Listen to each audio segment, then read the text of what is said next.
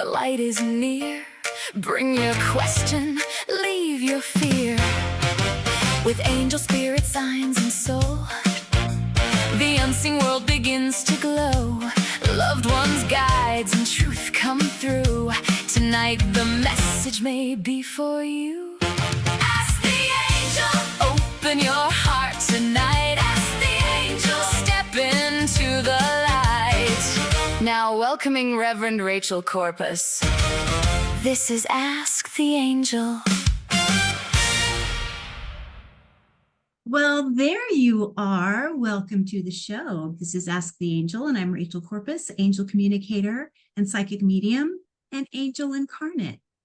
Today, I get to walk you through something really, I think, magical and mysterious. And it's all about the matrix that we live in. Have you ever thought about that idea? Do you think that we're in a matrix?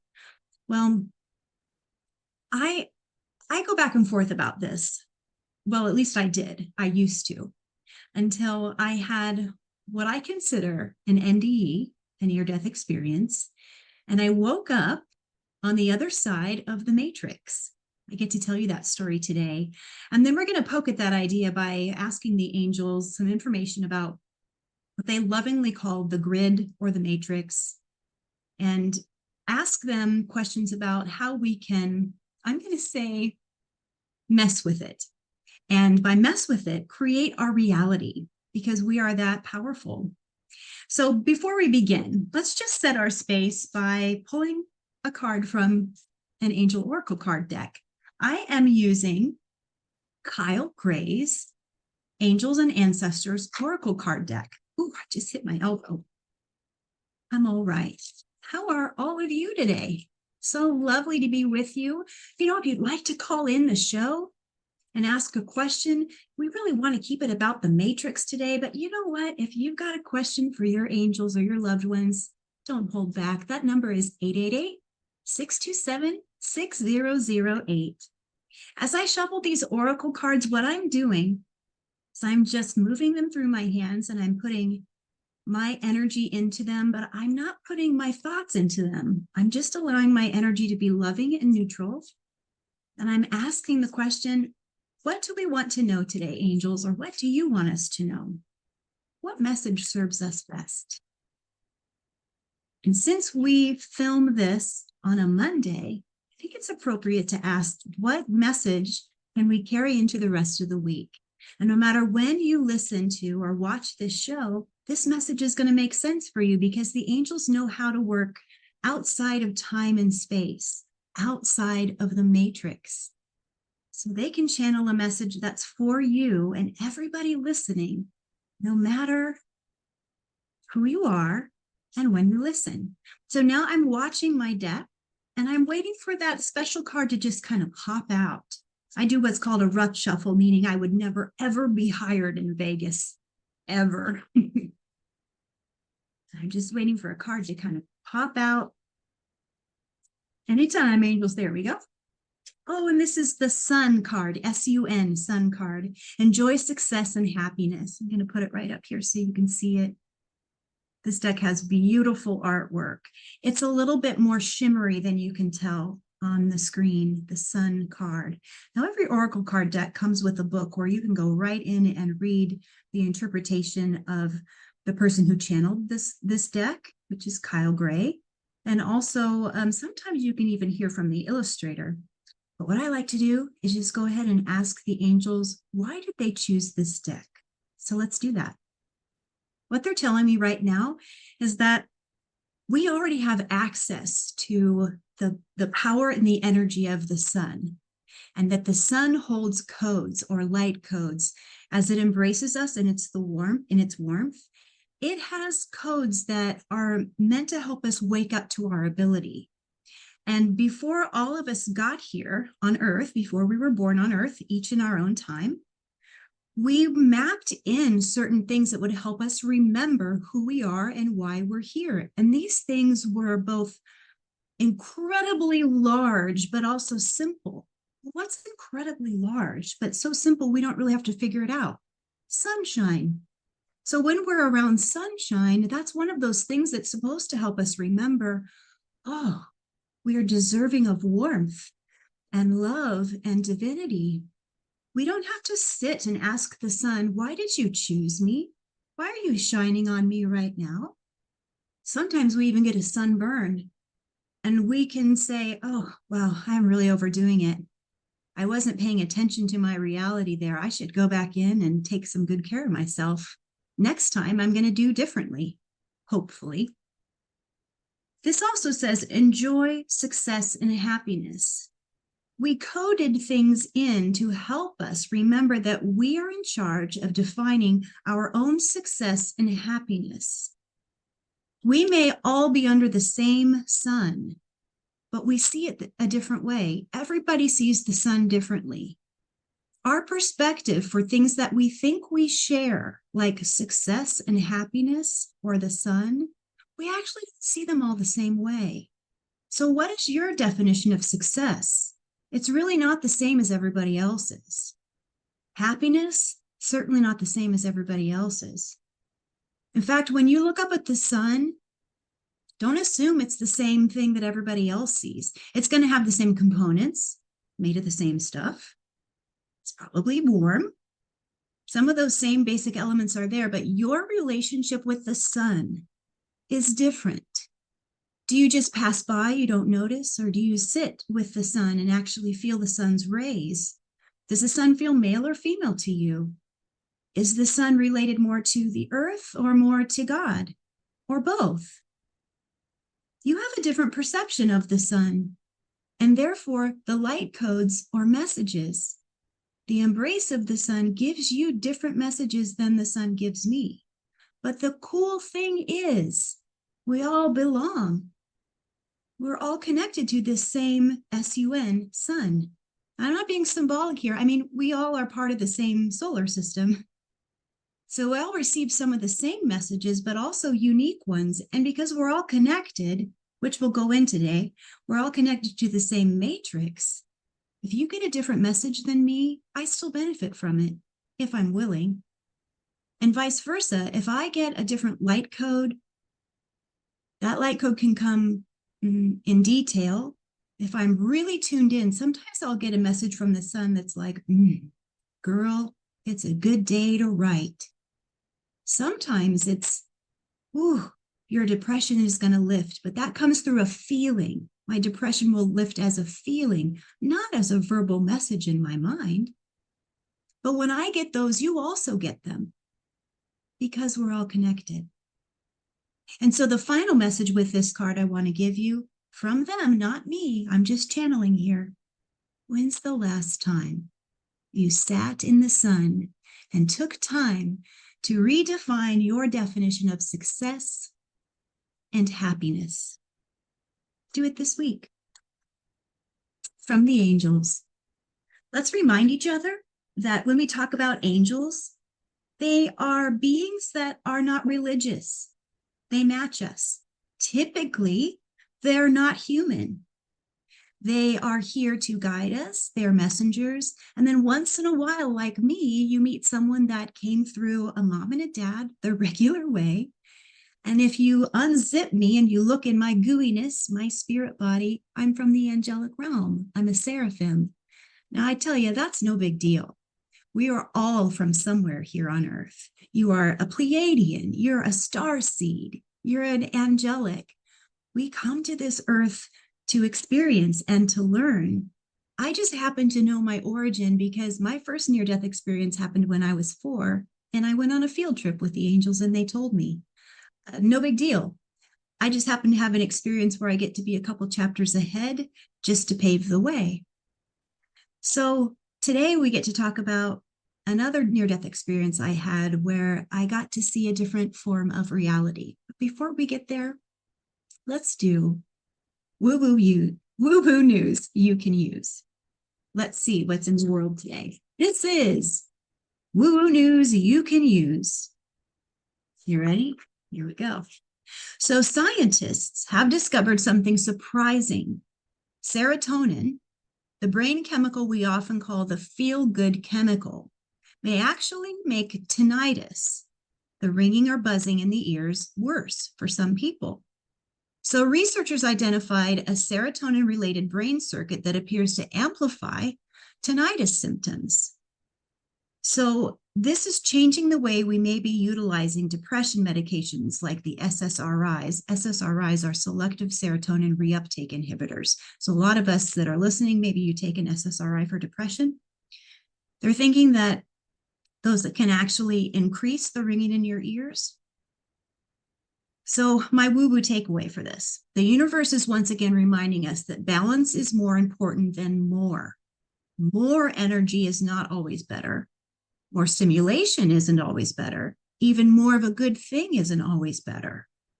So could more serotonin be the hidden culprit here?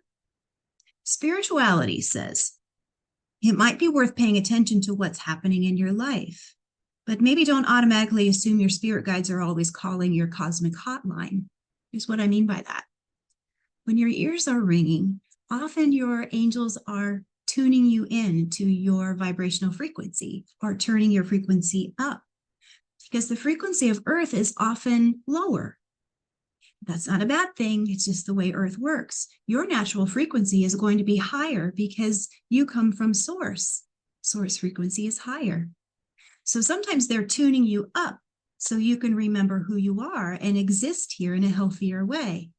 But this is saying that the medicine we take is messing with us, okay? We're not saying don't take the medicine. We're just saying this needs further study. Because we've always called serotonin the feel-good chemical. It turns out it may be like the friend that means well but doesn't shut up. So we got to study it a little bit more. Something to watch in the scientific and metaphysical world. All right, next story.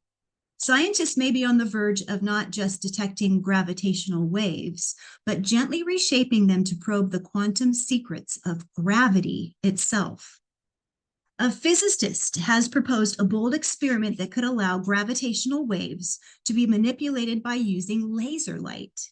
By transferring minute amounts of energy between light and gravity, the interaction would leave behind faint but detectable fingerprints. This setup resembles advanced gravitational wave detectors like LIGO, but pushes them further into quantum territory. Success could hint at the long-sought quantum nature of gravity. Now that made no sense to me, so let's explain it as if we're first graders. Ready? Here we go. Scientists have come up with an exciting new idea.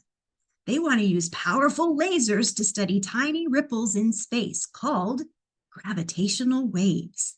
These waves created by huge cosmic events like black holes crashing into each other. The hope is that by letting laser light interact with these gravity waves, scientists can find tiny clues about how gravity really works. And not just gravity as we know it, but gravity at the tiniest levels of reality. And why does this matter? Right now, scientists have two rule books for the universe.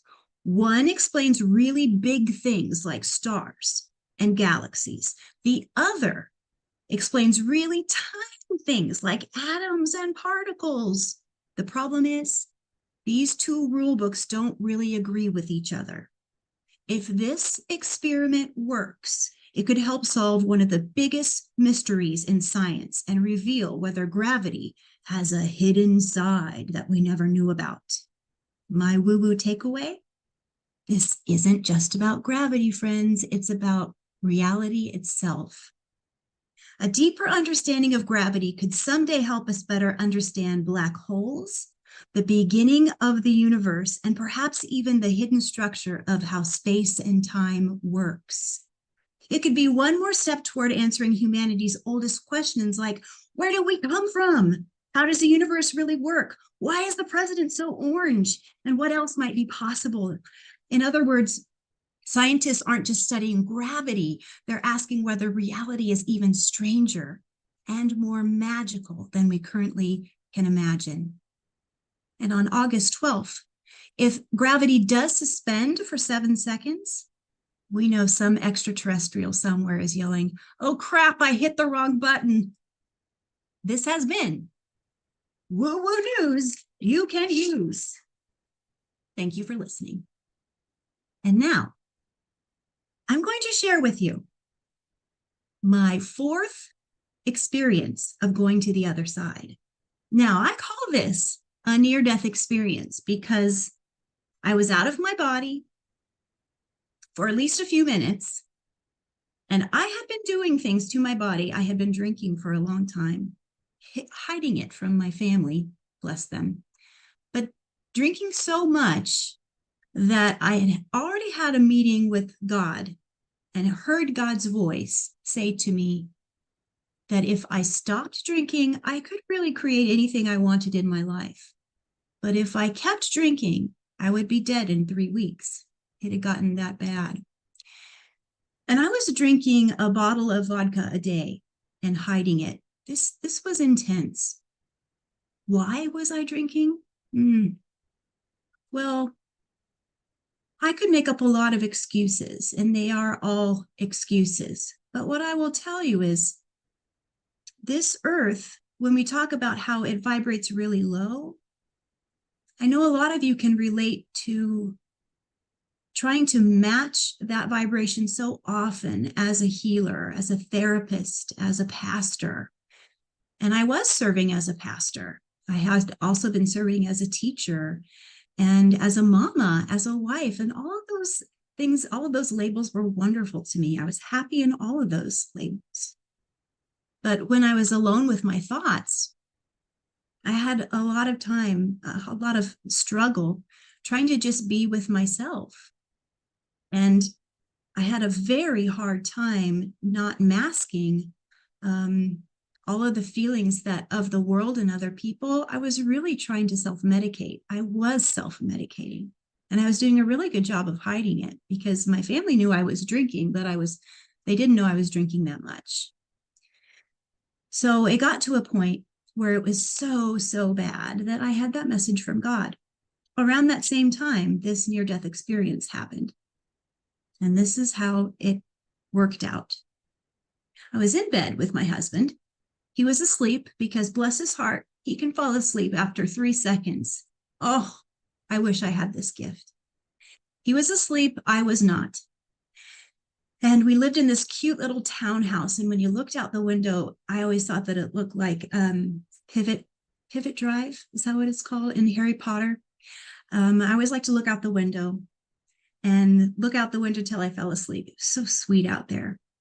So I was awake when this happened. And all of a sudden, I began to feel my chest tighten up in a pretty scary way. Now, I had been suffering from seizures for a long time, still do from time to time. And so my habit is, I'm just going to wait to see if this blows over before I wake my husband up. Well, this was a different kind of feeling. And before I knew it, my body locked up and my jaw locked up, my whole body locked up, and I was being pulled out of my body. Before I could even say anything to him, I was being pulled out of my body. And this was like a lightning bolt was moving through my body as I was being pulled out. I felt like I was being pulled out like I was a backpack. Someone had grabbed me from the back, was pulling me out. Before I knew it, I was about 40 feet above my body, and I could see myself in bed and my husband in bed. And it's like there was no ceiling. I was just looking down at our bedroom from above. And before I knew it, I was looking to my right, and there was a control room there. There were a bunch of people standing at computers. These computers looked like a mix of being modern, high-tech, futuristic actually, but also they kind of looked like they were from the 1960s. And if you've seen Loki, their offices there look very much like what I saw, but not the same color. This was all kind of bluish and silvery.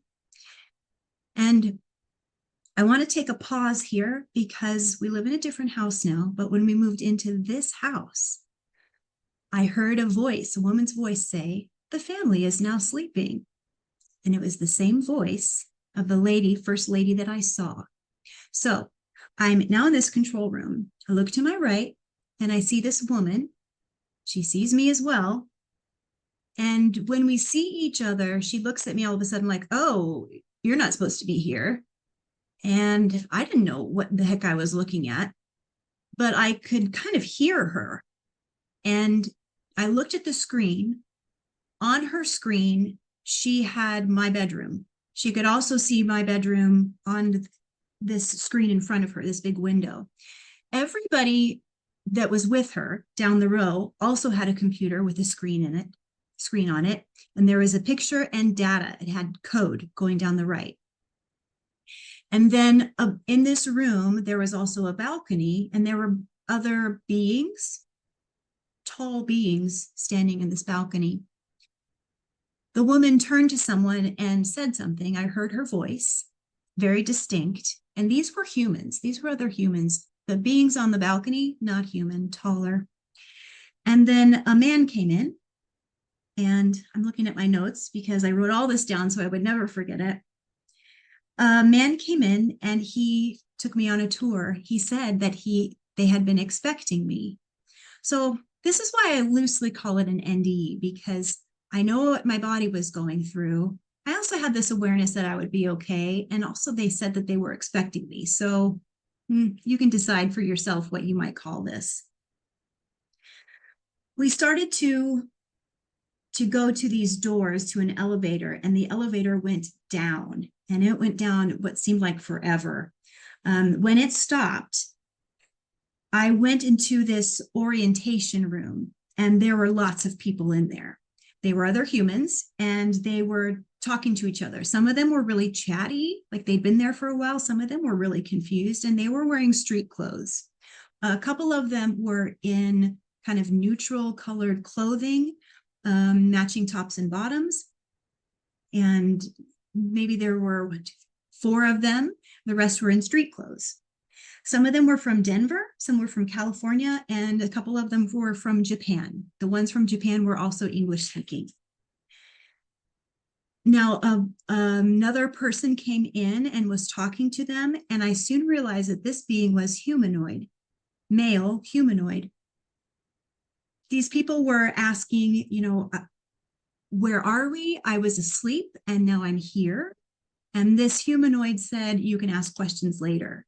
When this humanoid would turn its head, I saw that there were like fuzzy wires by his head. He wasn't coming apart or anything, but it was like webbing and wires. And what I don't remember here is if the people there, if they knew he was humanoid. I couldn't tell that. I didn't perceive that.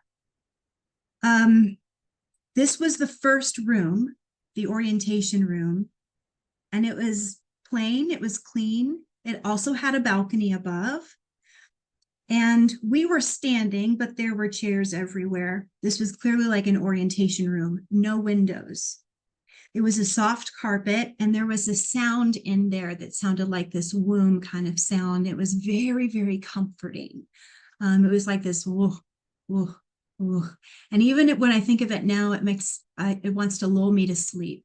Sometimes when I can't sleep, I'll think of this, and it's just like very, very soothing.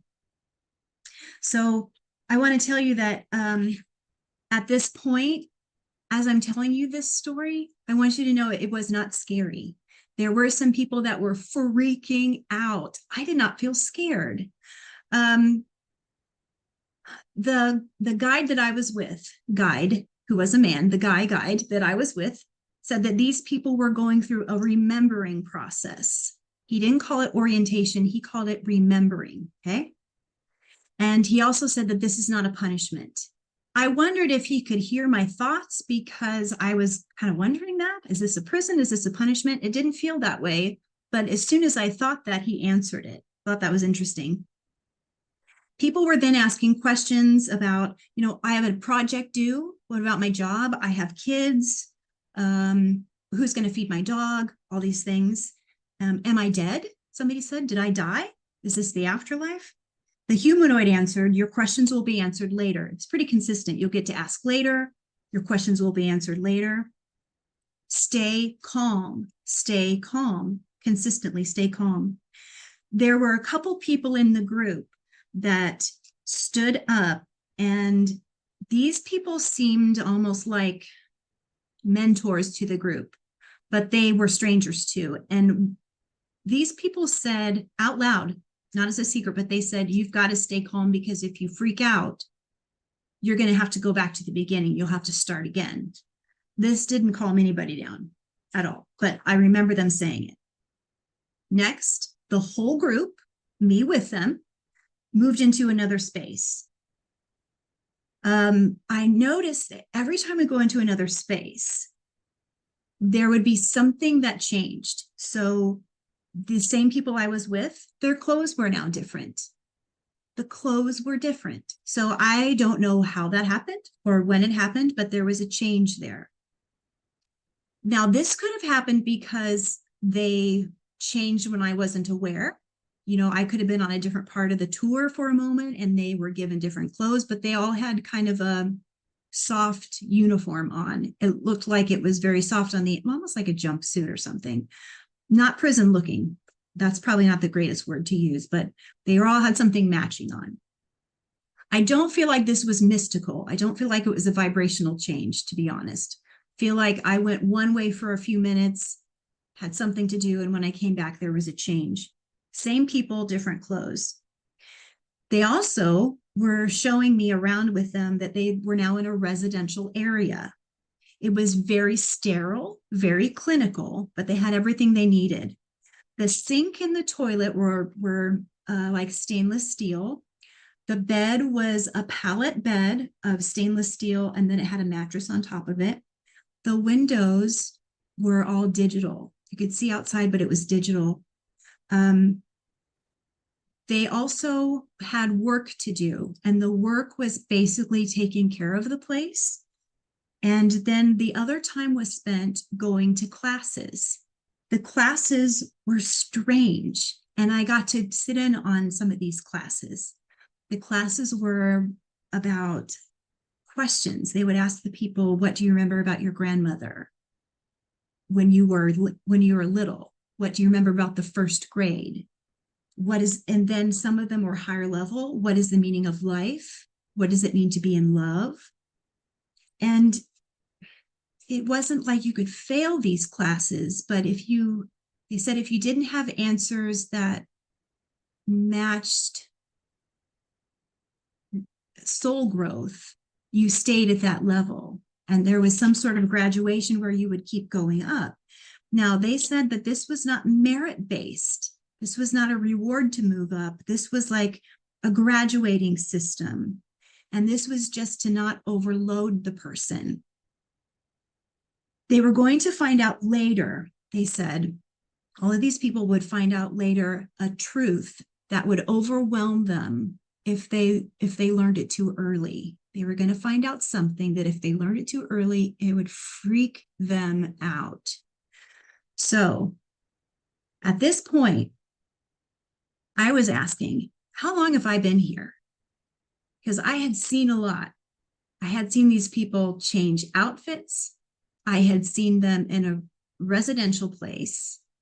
I had seen other people walking around who seemed like they had been there for a long time. I had had several conversations, and they told me I had just been out of my body for just a few seconds, but I had clearly been in this area, like time was different. I had been in this place for days, they said, but I had on Earth, the time was different. It's just been a few seconds. At this point, they said, this place is called Soul Exile 13, the place where I was visiting, Soul Exile 13. They said each level up was more comfortable and people had access to the grounds. They could go outside.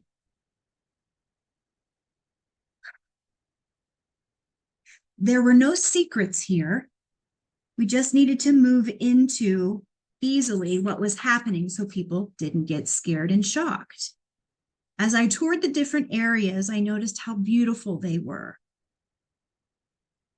The architecture was sometimes like a cathedral. It was high ceilings, but very modern. Lots of windows. They kind of reminded me of a ski lodge. It had the warmth and the vibe of a spa. There were fresh vegetables and fruits to eat.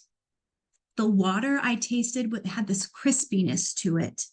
I did get to eat there, as I said, and I was told that the people on Soul Exile 13 are in their highest form, and that like their crystalline form. And you may hear people talk about that here on Earth when people talk about the idea of going into the fifth dimension, modifying their bodies, that they want to go into their crystalline form.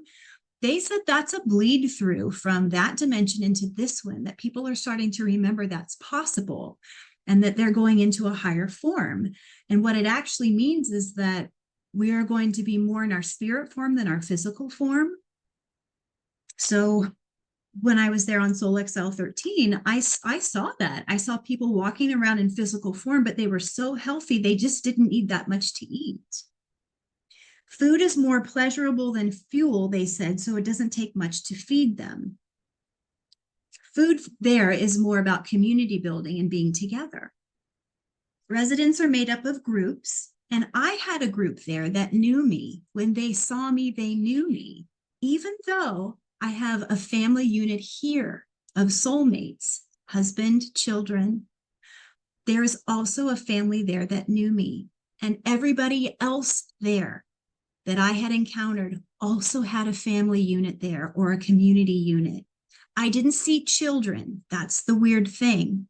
Everybody there was like the same age. They were all young, about 25 to 30, but they all had a community. They lived in residential areas of about 7 or 8 people. It was 8 people actually in a suite. And you knew them. These were your soulmates. This is your soulmate group. And some people had decided to stay there, and some people had decided to go back to Earth. There is a choice that would come later that I'll tell you about. I said, I already have a family here. And they said, it's not necessarily family, it's your group. We don't see it the same way. You don't have babies here. You don't have mothers and fathers. It's all collaboration. Having a family unit and falling in love romantically happens here, but there's no procreation. It's not needed.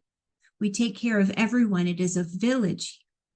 The idea of having children, that's for Earth.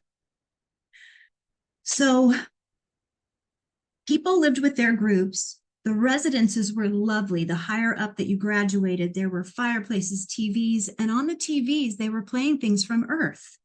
There was The Bachelor, there was American Idol, the same thing on Earth. Lush carpet, sleek furniture, and everything was very comfortable. At that higher level, people worked for just about 3 hours a day. Actually, let me correct that. Across the board, people only worked for about 3 hours a day. And sharing their innate gifts was part of it as well. So people were guided to share their intrinsic spiritual gifts. If they felt that they were a community leader, they leaned into that. If they were a teacher, they leaned into that. If they were really good at listening or they were really good with their hands, they built their lives around that. And then the therapy that I described before, it was mandatory for everyone, but everyone wanted to go because this therapy was about growth. They would ask questions about, what do you remember from your childhood? How do you think the world works? What is important about life? How does life work?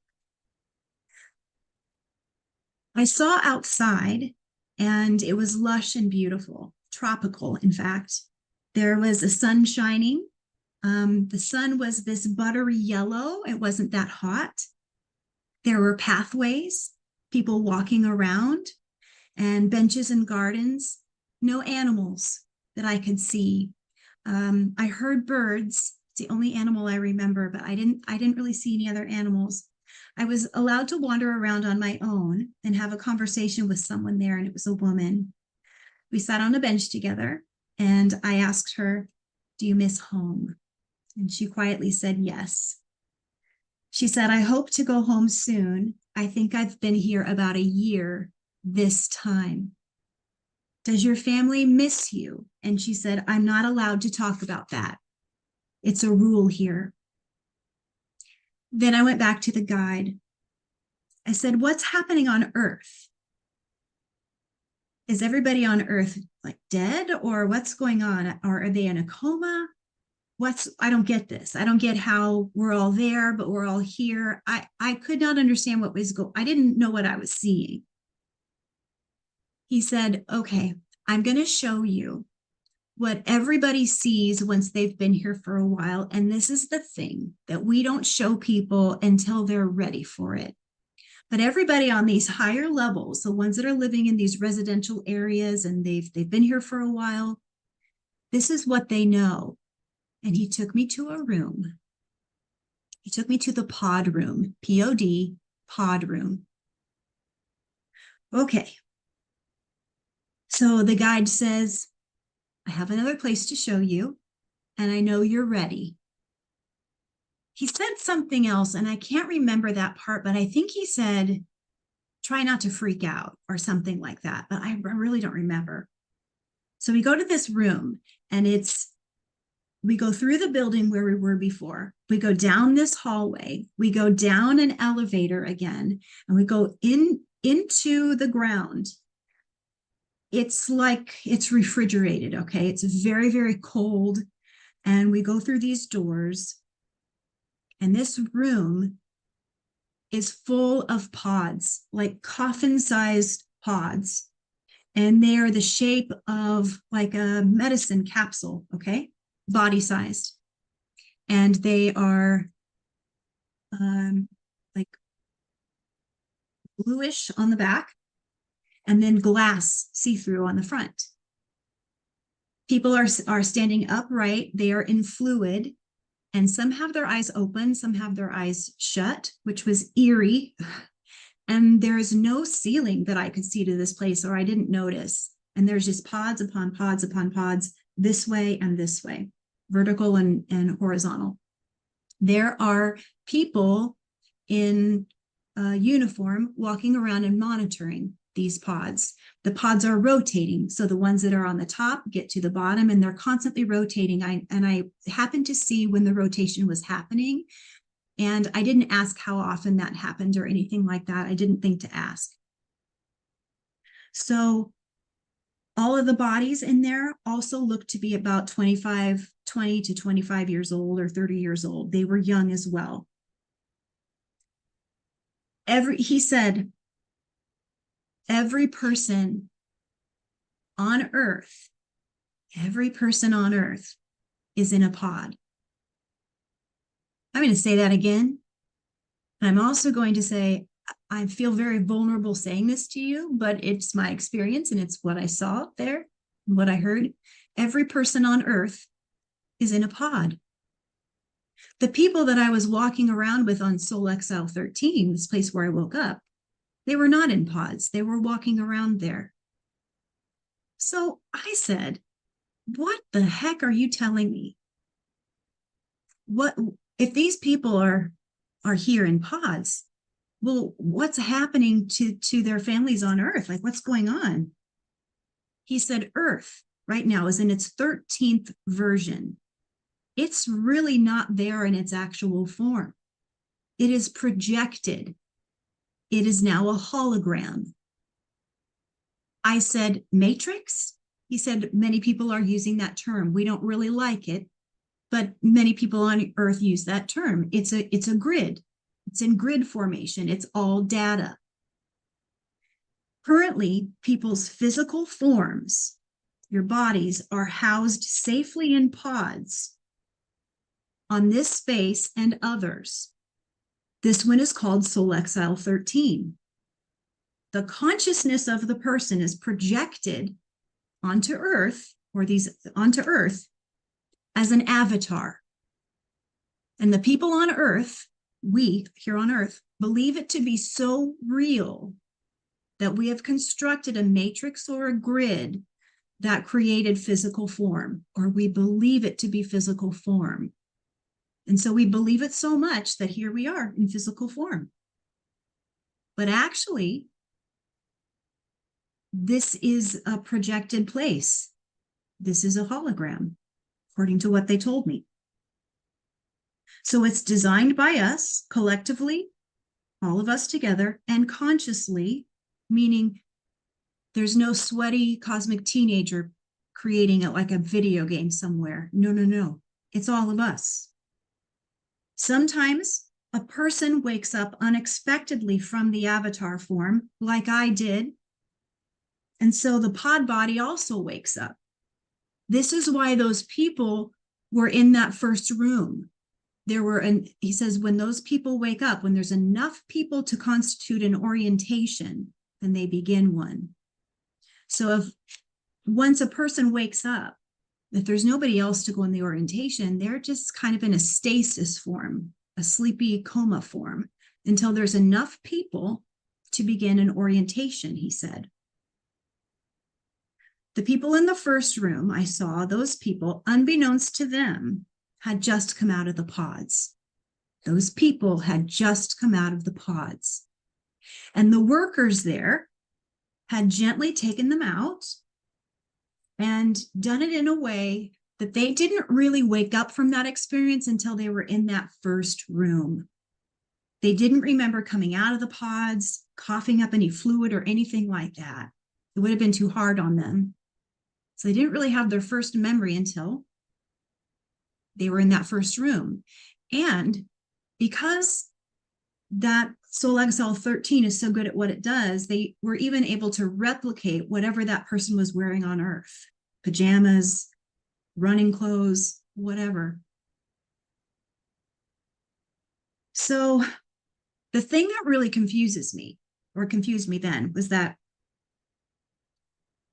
how can the ages be different? How can a person be so old on Earth and then be young on Soul Exile 13 and not notice it? So how can you be 80 years old on Earth, but then be walking around on Soul Exile 13 and not notice, like all of a sudden I'm 20?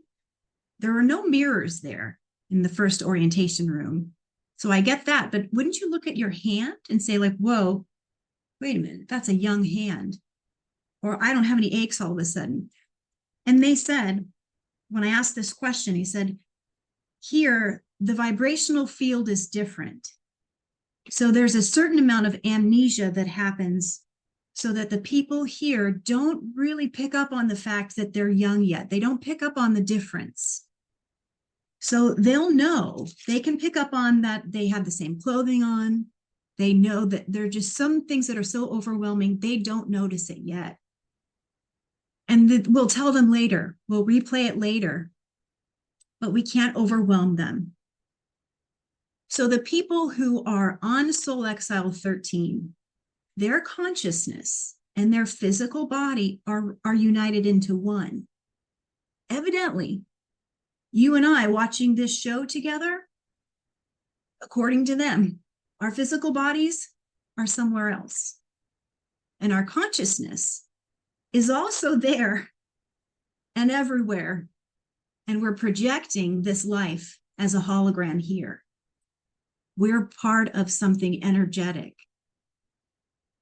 Why? Why would we do that? Because we are creating this Earth experience so we can grow and learn from each other. I said, what about people who are involved in Christianity and other belief systems? Is God involved in all this, or is this all human? They said, certainly, source is involved in this. I said, wait a minute, I use that word, source. Are you just doing that for me? I said, no, no, no. We're matching you, but we're talking about the big God that created all. Religious God belongs to Earth. And we ask a lot of questions in the therapy or the classroom sessions about spirituality and religion.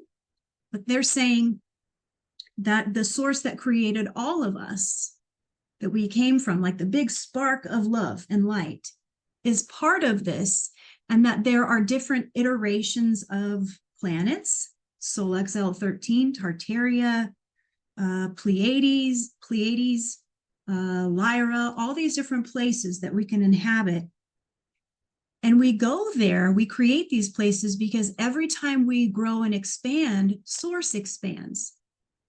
And the guide told me that we often think of source as this entity that's already grown. Not true. Source began as an atom itself and is still growing with us. And we also are source. So as we get our questions answered, as we have perceived failures and joys and bliss and ecstasy, source also experiences that. So it serves source so well when we can bilocate, honestly, and be on Soul Exile 13 and also project ourselves onto Earth. Now, the people that decide to stay on Soul Exile 13, because there is a choice, if you decide to stay there, well, you have an avatar, they said, that is on Earth. I said, if I stay here, because it's lovely here, if I stay here, well, I don't want my family to be without me. And they said, that's not what happens. There's a version of you that will wake up. It's like another avatar of you. That avatar will be downloaded with all of your memories, all of your abilities, that will function at about 80%. And then will continue to develop in your energy and catch up. It's likely your family won't notice, your pets will notice, any little children will likely notice. If you have intuitive children, they'll notice. But life will go on Earth with that different version of you, and then you will be here. You also, that I would also remember the choice I made. I would not be able to look in on my family. It would be a choice that is irreversible. And I decided that I didn't want to do that. As much as I loved Soul Exile 13, selfishly, I thought my kids need me, which they don't. Really, they don't. My kids have their own trajectory. They don't need me at all. But I wanted to be back with them, and I wanted to be back with my soulmate, Edward, so badly. So what they did was they walked me to the pod room, and they let me experience what it's like to come back and how to come back.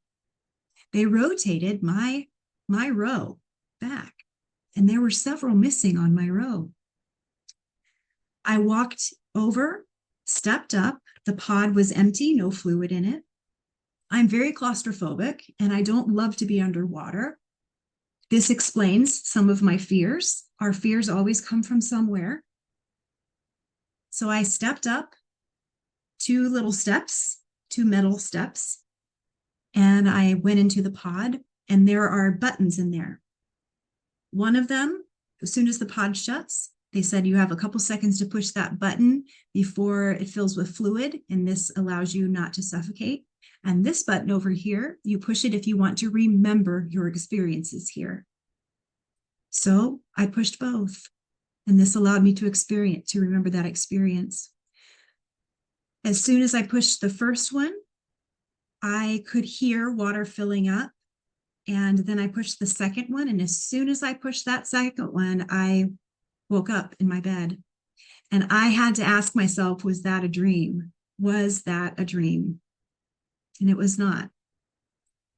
I thought it was a dream for a long time until I was on the internets and I heard other people talking about waking up on the other side of the matrix and having experiences very much like mine. I've not heard anyone talk about Soul Exile 13, but I've heard them talk about similar places as this and very similar experiences. So very interesting. And what I want to take from this is that when I got back and I talked to my angels about this, they said, here's the takeaway, darling. Now you know that this reality, as real as it feels, is not. You are here as a projection. All of this is projected. The chair that you sit on is not there till you need it. The house you live in is not there until you turn the corner. Literally, those things are true. We have formulas in quantum physics to prove these things. We're learning more and more about these things. So if that's true, how do we mess with it? I'm going to smile here and say, how do we make the matrix our bitch? This is how. You can do the special things like working in that gooiness that's around our matrix that we could call like the psychoid layer. Just like when you peel an orange, there's the orange that you eat, there's the peel, and then there's that membrane in between. Go into the membrane of the universe. This is the malleable place that you can work in. Okay, so there's a man called Grigory Grabovoi, a Russian mathematician from the 90s, like 1990 to 2000, where he figured out that anything that we want to create in the universe has a mathematical number assigned to it. And you can get this online because, like all wonderful researchers, he realizes that it belongs to everyone. So look this up. You can download the full list of codes. So let's just play for a second. I'm going to do, this is for Thomas, the producer, who we adore, creativity and artistic development. If we were Thomas and we wanted to spend some time boosting our creativity, okay, then Thomas could say the numbers 891-719-216. Thomas could write that on his arm. He could write it on his mirror in his bathroom. He could say it before he goes to sleep. And what that does is it goes in that membrane, the part in the orange, right, or the psychoid layer. It's going to recode the matrix. And it's going to recode for him whether he believes it or not, because we're working with science. It's not a spiritual thing. It's recoding. That's all we got to do. It's very much like energy work that's going to work for you whether you believe it or not, because it's in the energy field. It's helpful to give it permission. Yes, I'm aware. I'll let that happen. If it's true, I'll allow it to work.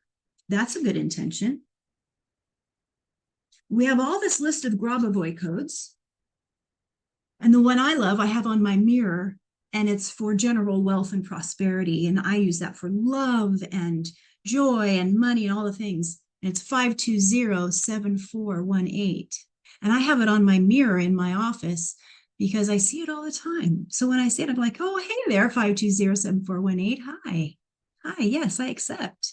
Yes, thank you, 520-7418. I'm feeling good. Hello, 520-7418. Hello, bloodstream, accept this, 520-7418. Yes, thank you. And I just start to code it in, because there are so many things coded into our reality that we coded in without knowing. Like an example from my mother, she's got a beautiful singing voice, but there was one teacher in her early childhood that asked her not to sing out loud, told her to just move her lips. So forever, my mom thinks she doesn't have a beautiful singing voice.